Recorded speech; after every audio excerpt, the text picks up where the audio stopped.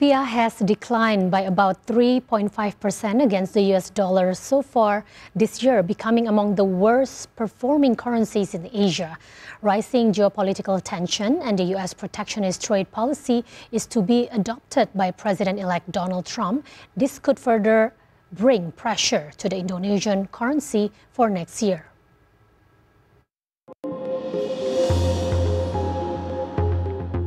Indonesian Rupiah and other Asian currencies have showed a weak performance in most part of 2024 amid the increase in the US dollar, which has triggered capital outflow from most emerging markets.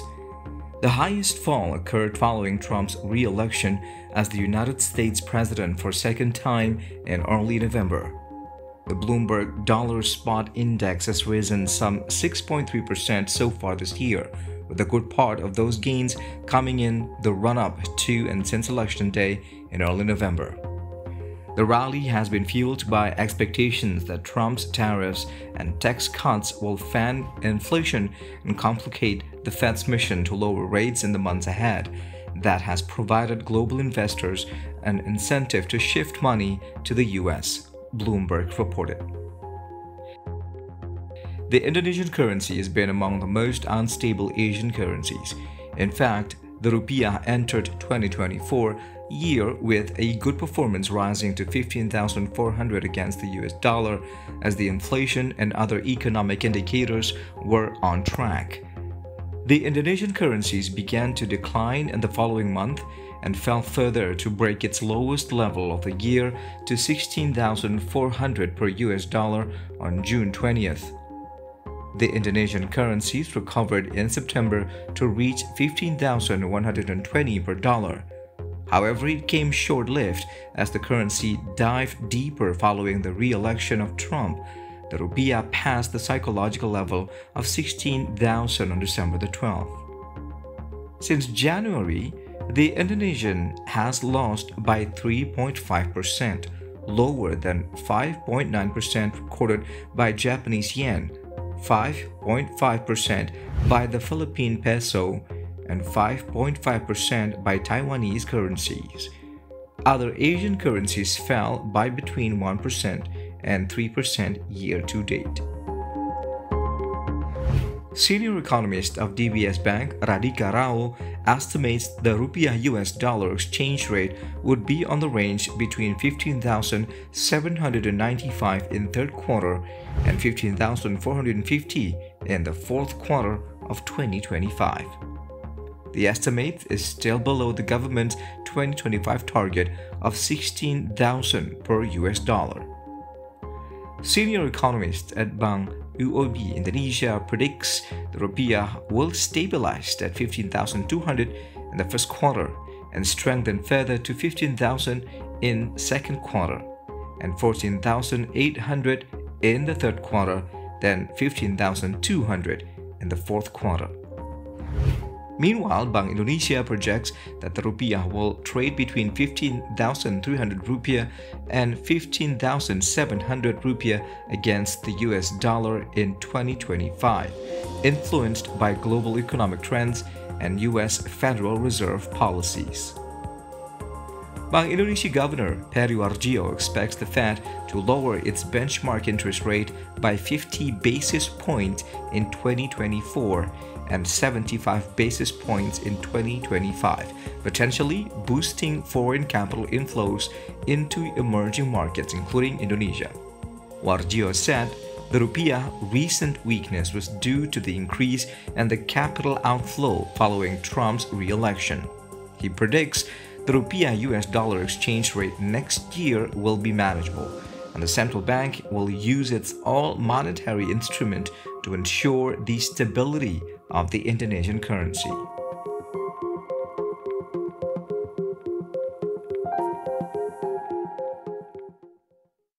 Indonesian rupiah and other Asian currencies have showed a weak performance in most part of 2024 amid the increase in the US dollar, which has triggered capital outflow from most emerging markets.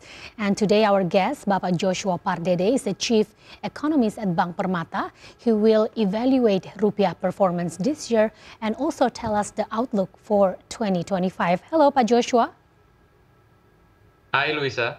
Hi, Pak Josua. Well, most Asian currencies have been under pressure lately, especially in recent months following the reflection of Donald Trump. In your opinion, Pak Josua, how is the performance of the rupiah compared to the other currencies in Asia lately? Actually, rupiah was seen appreciated during the third quarter of this year after the uncertainty about the Fed rate cut this year. However, since entering the fourth quarter, starting from the October 1st, from the attack from Iran to Israel, I think the rupiah tended to be weakening, and then followed by the re-elected of the Donald Trump in the beginning of November. Rupiah continued to weaken, and until now, I think rupiah, and then along with other Asian currencies, still depreciated against US dollar. And yes, correct that dollar continued to strengthen against major currencies, with the euro, sterling, Japanese yen, New Zealand dollar, Swiss franc, and there's no chance of Asian currencies during the weak, strong dollar against major currencies to be also strengthening against US dollar. So as you mentioned earlier, that rupiah is one of actually rupiah is not the weakest currencies among Asian currencies. Yes, rupiah currently traded around 16,160 per dollars, or weakened around 4.7% year to date. However, if we compare with other Asian currencies, for example, like Japanese yen, weakened almost 10%. Won Korean also weakened more than 10% year to date this year. And then I think peso Philippines also weakened more than 5% this year. And then dollar Taiwan's also weakened more than 6%. So I think rupiah and other Asian currencies experience the same thing, that the demand on dollar continued to increase on the back of the geopolitical tension in the Middle East and then in global, and then coupled with the recent re-elected of the Donald Trump, which triggered the uncertainty to the Asian countries. Yeah, so that's why I think by the import tariff hikes to Chinese products, also this will lead also uncertainty to Asian countries, because China is considered as the major trading partner, not only for Indonesia but also for most Asian countries. So that's why I think this also reflects that the expectation of the future policies from US, and that could be also retaliated by the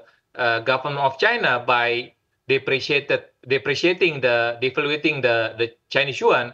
This also would lead to the risk of the weakening of the Asian currencies. Now, Pak Josua, based on your explanation just now, the largest fall in rupiah and other Asian currencies occurred following Donald Trump's re-election in early September. Can you please explain to us then, why is Donald Trump's victory has become like a scary ghost for the Asian financial market? Yeah, because Trump's already proposed 16% tariff on Chinese goods, and then 10% on other import product, signaling the return of the trade war that happened back in 2019. And at the time also, we experienced the same thing, that the global tended to be slowing down, and then most emerging countries' currencies also tended to be weakening against US dollar. And then again, as I mentioned earlier, actually, these policies from US would be retaliated by government of China by devaluating its Chinese yuan, and then also taking into account that the dependency of China with most Asian countries, also the correlation between Chinese yuan yeah, also have a strong correlation with most Asian currencies. So that's why whenever the Chinese yuan tended to be weakening, this also would lead to the weakening of most Asian currencies. So that's why that's the risk of the potential risk of the potential policies from President-elect Donald Trump. Not to mention also from the U.S. monetary policy perspective, as we already heard from the latest FMC meeting, that the Fed also expecting that the next year, in the coming year, in 2025, that the interest rate path for U.S.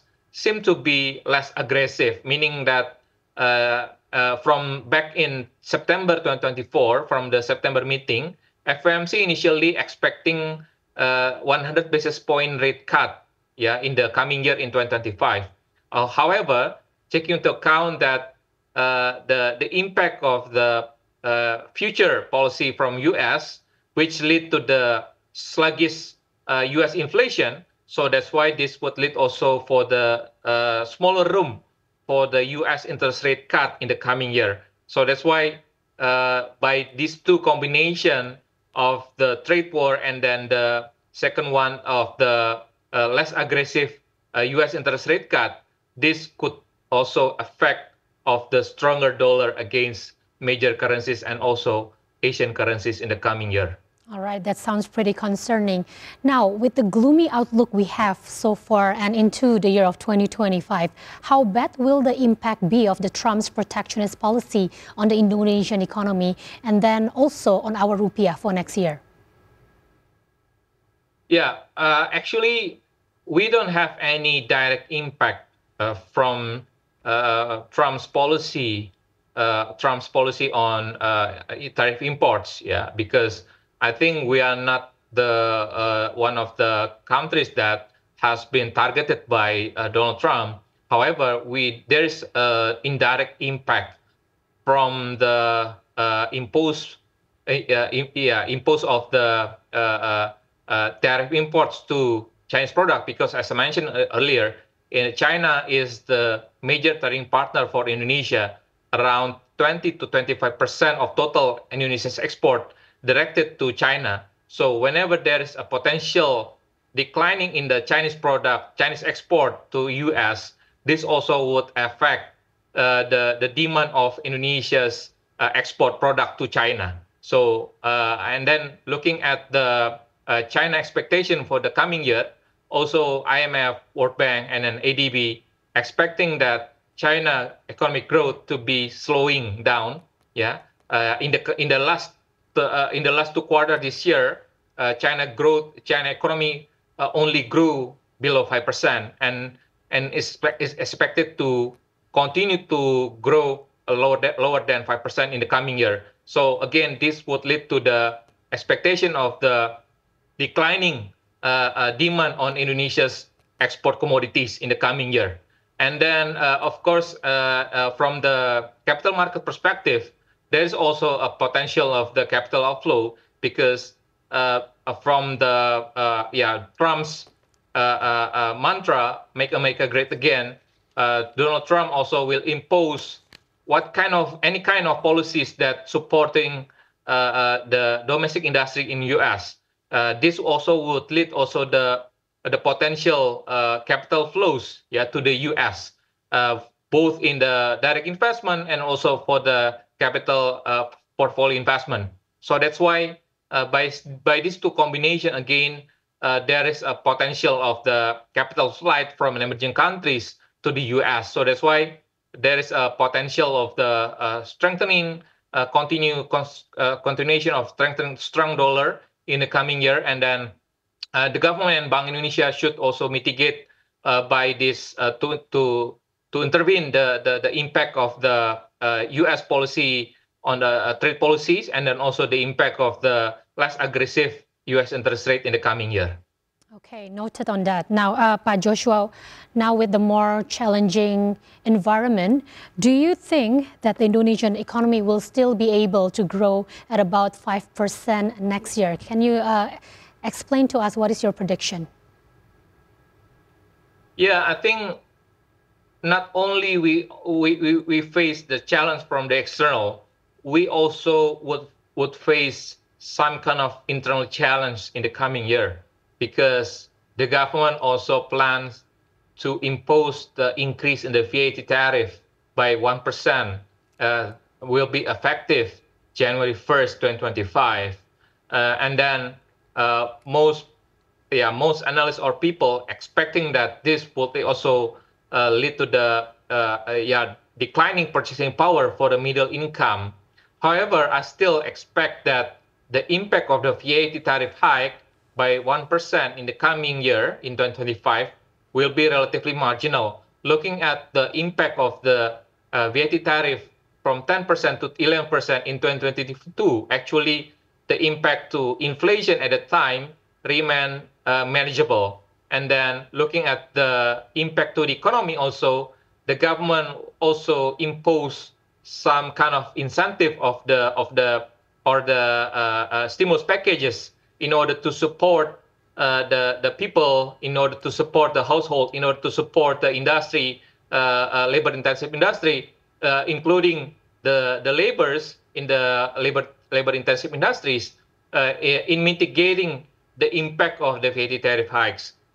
So, and then looking at the investment also, we are seeing that the investment both on the FDI or domestic direct investment also will be rebounding after the election. So there is, because there's an expectation of the new government, because of there is an expectation of the new policies from the new government. This will lead, of course, for the increase in the investment.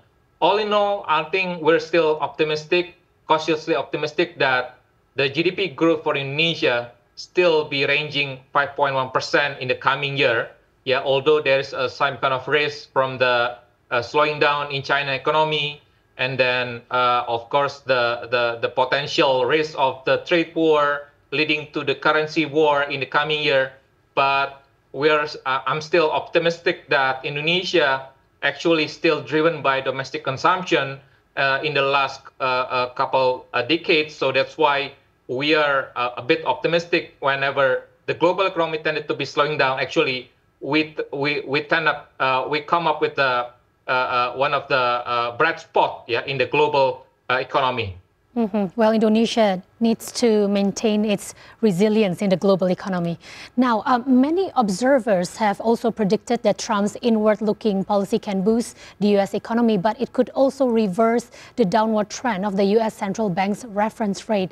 How is the direction of the Fed's interest rate policy under Trump's administration?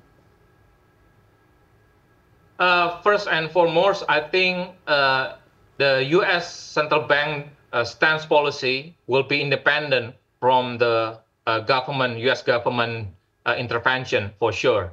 Because when we heard from Jerome Powell, Chairman Fed, mentioned that the Fed will decide its monetary stance in the future, looking at depending on the future data coming up to U.S. economic data in the future. So there is no any intervention.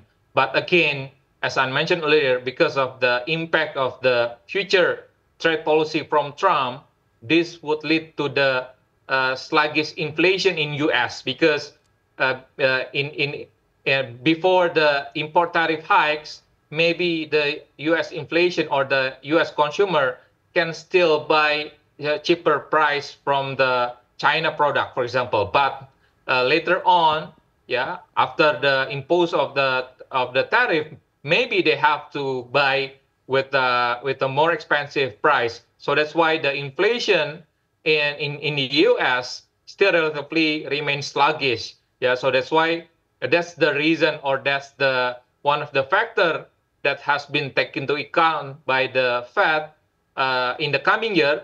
So that's why the Fed also has revised down their forecast for the summer economic projection in the latest FOMC meeting in December.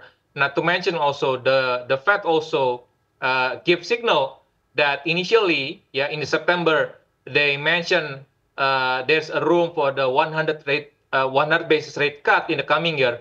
But later on, they only see only a 50 basis point rate cut in the coming year. So that's the reason why the dollar currently recently continued to strengthen against major currencies and also emerging countries currencies.